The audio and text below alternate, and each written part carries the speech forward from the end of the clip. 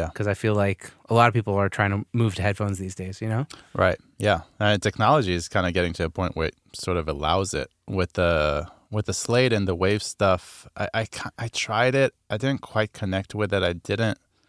It felt like every time the EQ that it was, applying to my headphones was too much. It was too extreme. And then you get a little bit of the room reflections from the studio that they modeled, and it's like, that's not, I don't know, it's not quite it. And I just feel like the can opener was a way more neutral approach to that. Like, you still get your headphones, it's still the sound of your headphones, but the image just feels a little more natural. That's interesting. Yeah. I feel like there's like some psychoacoustic thing Sure. that, when you're in a room with speakers, you could kind of hear through the room almost. Like the room is not as much as like people say it is. You know what I mean? That's really interesting. Yeah, I never thought of it that way, but I can see that. Yeah. And so maybe that's what it is. Like I think that's a thing. Like I don't know, maybe I'm wrong, but like you could, if you know the speakers and you put them in a room that's different, they still sound like those speakers, and you could still kind of, Yeah. I think it also depends on how loud you're playing into the room, right? Yes, how much that's also pressure true. you're feeding into the room. Yeah, but right. Same as recording drums, right? yeah, but I wouldn't know how to approach that in like, modeling a studio in the way Slate or Waves or there's probably a couple others who have done that. Yeah, I wouldn't know the correct scientific way to go about it. So, but I just know that whenever I tried listening to those plugins, it's like it just wasn't it. I didn't feel like that was going to help me make better mixes. Yeah, maybe it's just about finding the right pair of headphones. Yeah, and like just trusting those headphones, and maybe using a little bit of the crossback. Right. No, exactly. From the can opener. Who knows?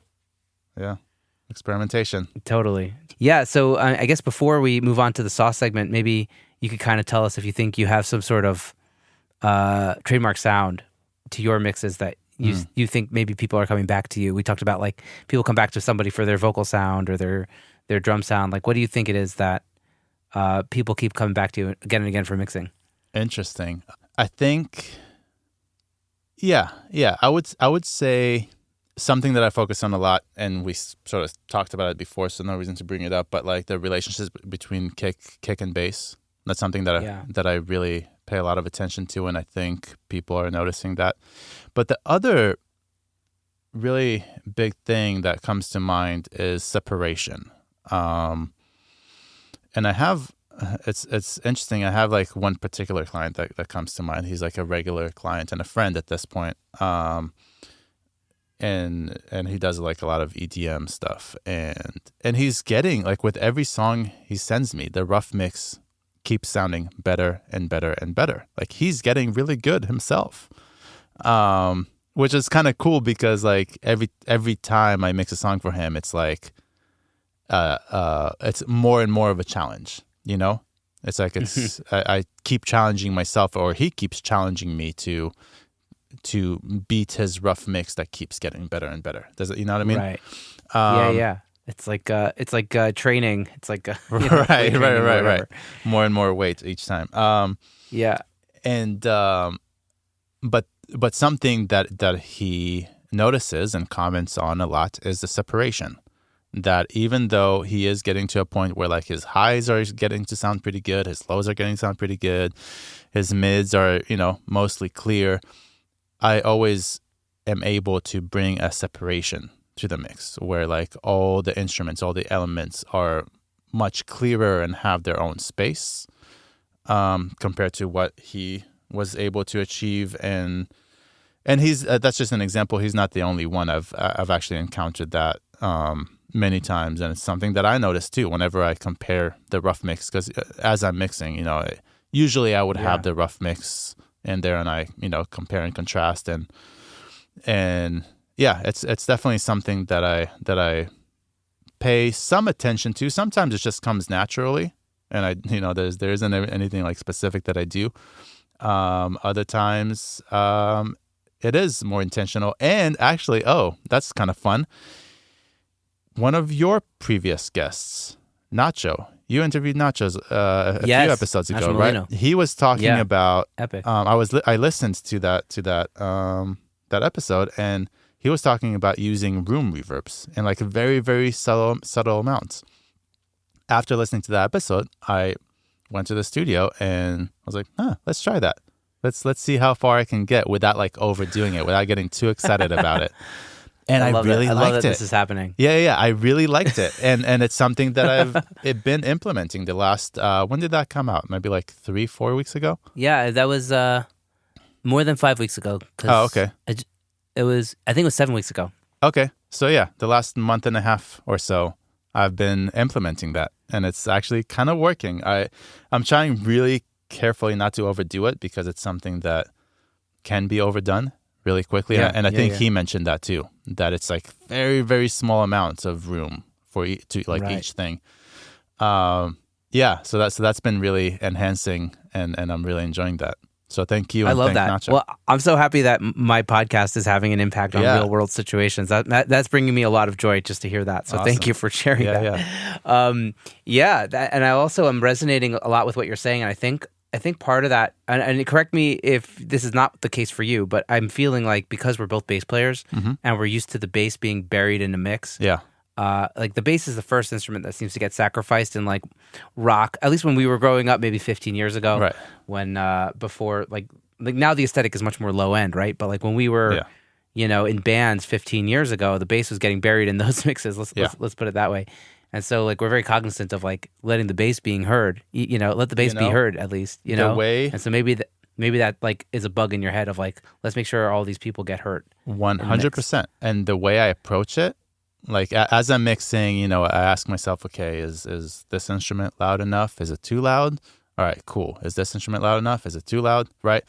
When I get to the bass and try to figure out like how loud should the bass really be or how present should it be, I always go back to 15, 16-year-old me listening to records, trying to learn how this bass player played this particular part and struggling because it's so quiet. And so a big approach for me for that is I want to have the bass not take over the song, of course. That usually the bass is not the focal point of the song. Sometimes it is. But I want to, at the very least, I want the teenage kid trying to learn how to play this song in, however long from now when the song comes out or becomes a classic or whatever, like the songs that I listen to, right? I want them to be able to transcribe it and learn how to play this without like struggling too much like I did. And that's I'm so glad this resonated with you. Yeah. Because I feel like this is something, I don't even think I've ever shared this on the air because it's something that like I think is so subconscious. It's like not even something I like would admit even. Right. And I've learned to kind of let the bass go a little bit because I used to be way too hard on it.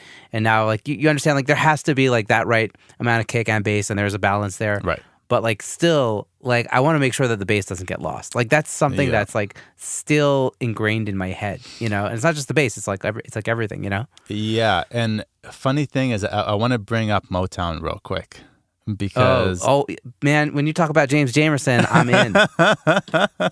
You just bring that up, I'm in. That's my jam. Here's the thing: many people think of that music as very bassy, very like, oh, the low end is huge, right? It really isn't. Give it a good listen. There's no subs, and and you've probably done this already. So I'm like talking to mostly to the listeners. Compare that to any modern song from the last 10, 20, 30 years or more. Motown stuff, they have no sub, yet the bass really comes through, really loudly, and I think it's because there's not a lot of subs. To begin with, the balance engineers were able to actually turn the bass up. And really where the bass lives is the mids, the low mids and the mids. That's where all that presence is in the, flat wounds on a P bass kind of thing. Right. Right. That's the 600 hertz and the 100 hertz. Yeah. Yeah. Popping through. Right. Exactly. Yeah. And those kick drums are very small. The Motown kicks are very tiny, and the bass envelops it, right? Like it's right. Yeah. The totally kick drum is there as I don't know, a feeling more than anything else. Like, you don't really feel the kick on any of those Motown songs like you do in any modern song, right? It's almost like something in the back. I don't know if would they even mic the kick back then, or I don't know. Yeah, I have to ask Noam Wallenberg. Oh yeah. But anyway, so I encourage people to focus on the mids when mixing bass. Not so much the lows and the subs, but the mids, that's where it's at. If the mix has room for it, you know? If you have like a wall of guitars, or, I don't know, a solo cello and stuff like that, you know, the rules might be different. But the mids of a bass are very often, you know, overlooked, and people don't really pay attention to them in the same way that they don't pay attention to toms. Yeah, that's really cool. Yeah. And you're making me think about, once again, the John Greenham episode, interview that I did with him, and he kind of talks about there's like a line of energy. There's like a certain amount of energy across all the frequency spectrums that he feels like you can kind of push. And like with like the Billy record, there's so much low end that there just can't be that much mids, right? But it works. And so maybe with Motown, it's kind of like a little bit different, right? There's so much like regular bass that there just can't be that much sub. No, absolutely. You know? It's interesting. It's like you just have to find that right amount of energy to push and pull or whatever. Right. That's a great way to look at it, really. It's all energy, right? It's like, how much energy can we push through a pair of speakers in the case of stereo? Yeah. And where we delegate that energy to. Yeah. The most difficult mixes for me have been mixes where it's like all low mids. It's like, oh, we have a very warm guitar, and we have a bass, and we have a cello, and we have tom fills. And it's like, dude, this can't all go in here. Right. Yeah. That's too much energy in one place. And that kind of goes into the separation that I was talking about too. I'm trying to remember, what was it? I was doing another song for someone, and just by adding a like a synth sub bass, right? It wasn't there. My job was just to mix it, right? So they didn't ask me to add any instruments, but just by adding a sub bass to the mix, I was able to move some of that energy down lower, opening up the low mids, and the whole song just like opened up. You know what I mean? And like everything just sounded so much clearer and better, because not everything had to be so focused around the 100 to 500 hertz anymore. Yeah. I was able to move some of it under 100. It's so interesting. Yeah. I feel like, we got to just keep listening to records and just observing these things, because I think that's the only way to really understand it. It's just kind of like, you know, listen to all these different records and figure out where the energy's sitting, and just kind of compare and contrast and think about, when you're mixing a song, where can you push it, and where should you stop pushing it? Absolutely. Yeah. Yeah, man. Well, dude, this is so good. I love that we got down this rabbit hole. This is a great rabbit hole for the podcast. So thank you. I think it's about time to hit the South segment, so people kind of hear what you're working on. You sent me a track called Humpty by Triple D featuring Shuggy Dax. I hope I'm pronouncing this right. Sugi Dax, yeah. Sugi Dax. So let's have a listen to that for about 90 seconds, and we'll chat about it. Cool. Sound cool? Yeah. I told the red flower to grow, but as a wildflower does, it defied its existence and billowed trust to the bees it knew as strangers. Can you believe that? Giving your garden to a son that wants nothing in return. How selfish can human nature be? Give me equal opportunity and emotional fluency. Take a bite of Kahlua cake. Contemplate the meaning of life by bypassing the holidays. Oh my God, give me Chipotle. Let me work a little bit. Hypocrites always come with the name tag. You're it, playing my little games. It's the only way I keep telling you the truth. Ooh, laugh it up. I'm running out of space. I ain't no astronaut. Movie living the image David Hasselhoff. Move back to where my parents live. They don't make me a failure. They're the afterthought. I thought about it and I really do rap a lot. It doesn't matter